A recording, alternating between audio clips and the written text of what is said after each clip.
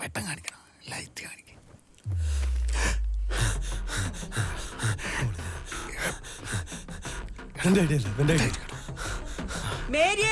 Susheela വിളിക്കല്ലേ, Susheela വിളിക്കല്ലേ.